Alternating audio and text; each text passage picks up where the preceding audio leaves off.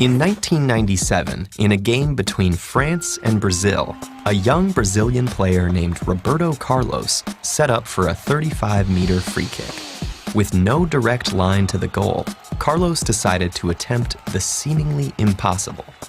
His kick sent the ball flying wide of the players, but just before going out of bounds, it hooked to the left and soared into the goal. According to Newton's first law of motion, an object will move in the same direction and velocity until a force is applied on it. When Carlos kicked the ball, he gave it direction and velocity, but what force made the ball swerve and score one of the most magnificent goals in the history of the sport?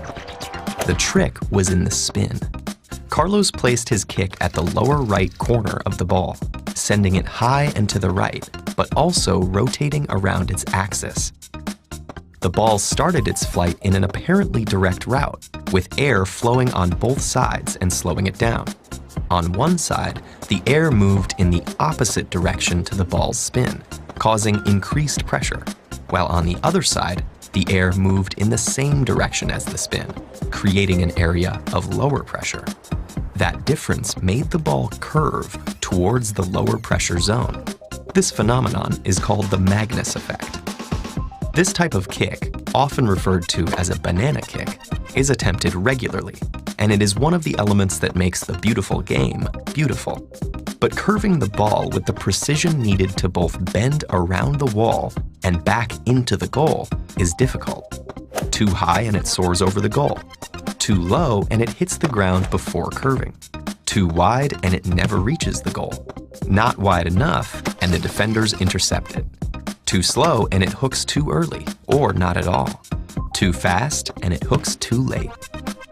The same physics make it possible to score another apparently impossible goal, an unassisted corner kick. The Magnus effect was first documented by Sir Isaac Newton after he noticed it while playing a game of tennis back in 1670. It also applies to golf balls, frisbees, and baseballs.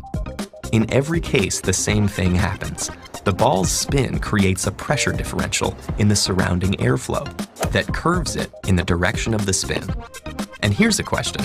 Could you theoretically kick a ball hard enough to make it boomerang all the way around back to you? Sadly, no.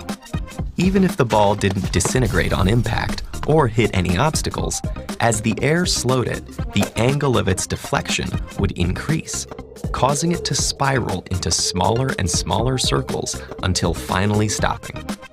And just to get that spiral, you'd have to make the ball spin over 15 times faster than Carlos's immortal kick. So good luck with that.